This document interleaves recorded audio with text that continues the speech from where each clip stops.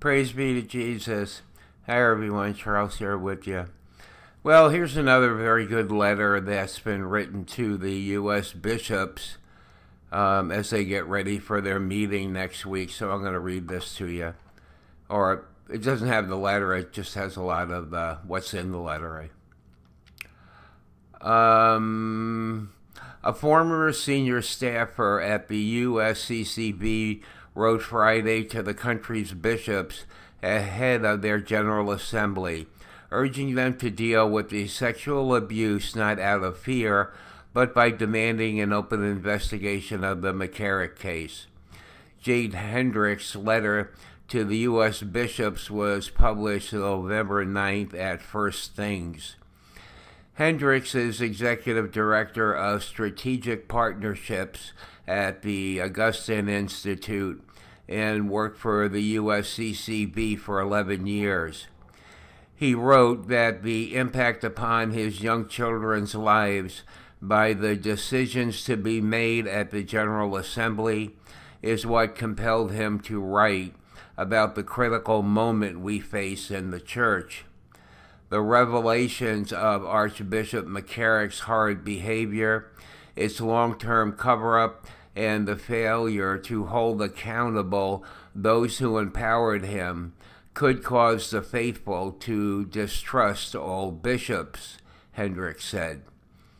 This is a tragedy, he said, noting that the bishops are faithful men who give your lives to the Church out of your love for Jesus. There is, however, something wrong with how the body of bishops functions as an assembly and how bishops relate to and interact with one another. Far too often, fear appears to govern what is done or not done by you as a body. There is the fear of disunity, fear of conflict, fear of disrupting a superficial collegiality, and today more than ever, fear of Rome.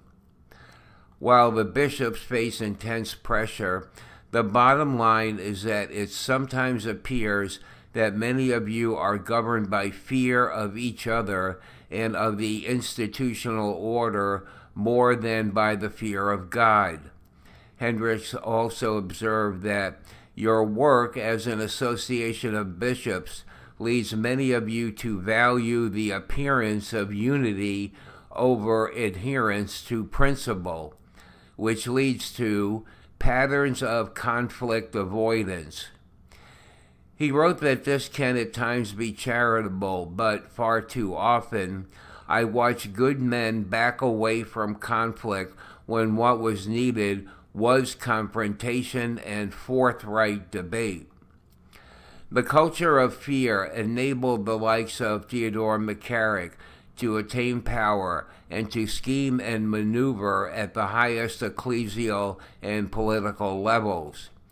At least in the U.S., Hendricks said, bishops are divided into two dominant camps, one which sees the Church as a platform for political interests, which includes key authorities in Rome, and the other which sees the Church as a pastoral reality.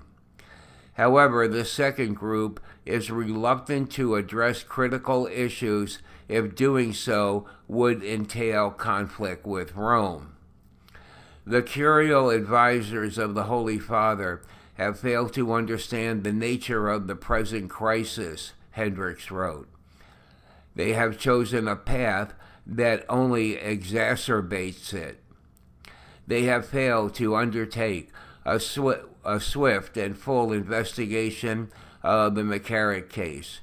The Vatican's failure to act is now aggravating the real harm done to the Church.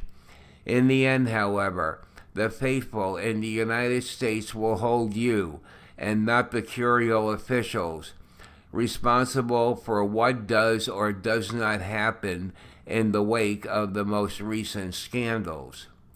Hendricks stated, I urge you to petition forcefully for an open investigation led by the laity Do not allow a false notion of unity to prevail, a false unity in which your integrity as bishops is sacrificed to expediency.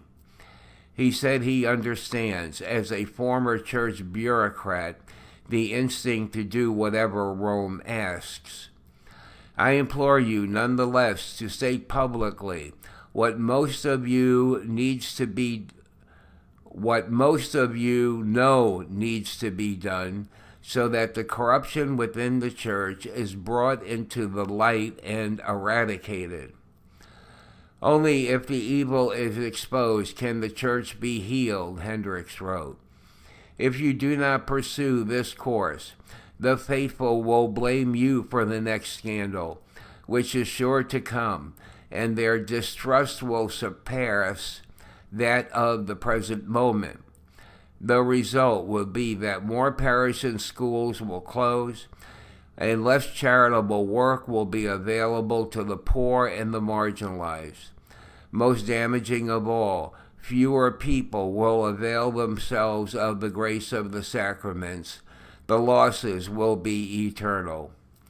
If the USCCB speaks to the crisis and demands an open investigation, then you will begin to regain the trust of the faithful, he stated.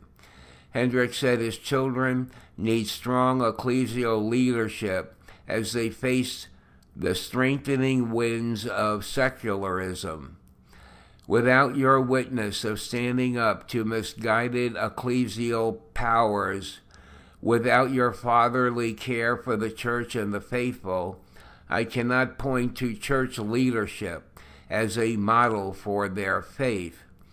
I beg you not to allow fear to rule the day, Hendricks concluded. Please govern as fathers, stay true to Jesus Christ, and proclaim the truth in season and out of season, regardless of the cost. Be assured of my prayers and the prayers of so many of the faithful as you execute your solemn responsibilities. And, there's another good letter, to them, and let's hope they're listening. Talk to you later. Bye.